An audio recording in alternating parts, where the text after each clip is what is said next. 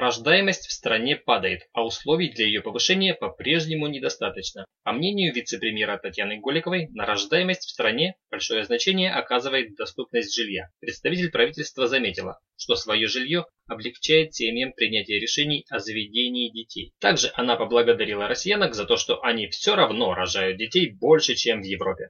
Это не мои дети. Дорогая, я был уверен, что ты их-то вспомнишь.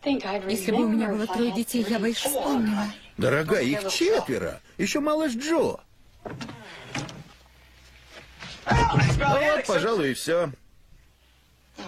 Однако, одно дело завести ребенка, а другое его вырастить. Что делать, если в сад пока рано, няня дорого, а самим взрослым из-за работы дома с малышом не остаться? Может быть, брать их с собой на работу? Однако уверен, что с этим могут быть проблемы, поскольку дети будут просто мешать родителям работать. Кто-то скажет, что детей можно оставлять одних дома. Однако и этот вариант может не устроить как детей, так и родителей.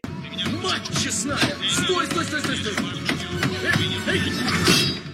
Идеально было бы государству поднять пособие на детей. Рожают же у нас больше, чем в Европе. Осталось всего лишь дождаться, пока и доходы людей выровняются с европейскими. Пока последнее только в планах, мыслями о том, с кем оставить детей, когда нужно на работу, на своей странице ВКонтакте поделился глава Карелии Артур Парфенчиков. Матери 2 детей 1,5 и 5 лет в ответ на ее просьбу об открытии детского сада в поселке Суайоки, глава региона предложил сидеть до 3 лет, договариваться с бабушками или нанимать няню, как другие поступают. Также он добавил, что к нему обращаться бесполезно, поскольку о ребенке должны думать его родственники. Позже, по словам женщины, глава Карелии стер всю переписку и удалил ее из друзей. Однако после обнародования конфликта руководитель региона изменил свою позицию, заявив, что планирует открыть в поселке семейный детский сад. Верно.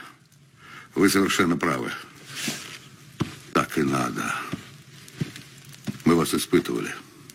Никогда ничего не просите. И в особенности у тех, кто сильнее вас. Сами предложат. И сами все дадут. Независимо от причин агрессивного поведения чиновника, главный вопрос о том, что делать с детьми, если оставить их не с кем, по сути, остался без ответа. Учитывая некоторые последние высказывания чиновников и молодежи, отношение государства к ней напоминает мне желание отчима отдать ребенка в интернат до наступления его совершеннолетия. Зачем отсылать ее в интернат? И ты ведь знаешь, что ей самой не хочется ехать. Интернат – отличная школа жизни. Я знаю это по себе.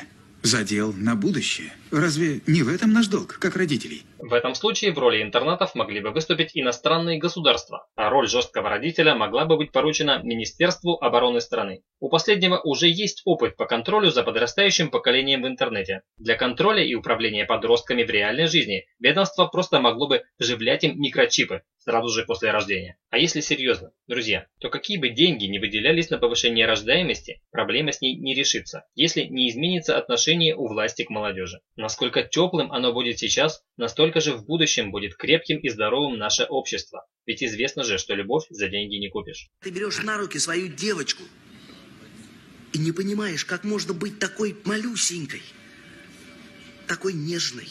Ты слышишь, как бьется крохотное сердечко, и чувствуешь, что никогда на свете ты не мог бы полюбить никого больше. И надеешься, что будешь для нее все делать правильно. Думаю, первым шагом в этом направлении могло бы стать установление реальной ответственности чиновников за равнодушие к проблемам молодежи и молодых семей. Например, путем расширения недавно появившейся ответственности за увольнение людей предпенсионного возраста. Как последние смогут спокойно работать, если чиновники им будут постоянно напоминать, что их дело дома с внуками сидеть, как это другие делают. Подписывайтесь на канал «Обо всем с юмором», чтобы быть в курсе последних событий в области поддержки молодых семей. И не только, с долей авторского юмора. Спасибо всем за внимание, хорошего настроения, пока.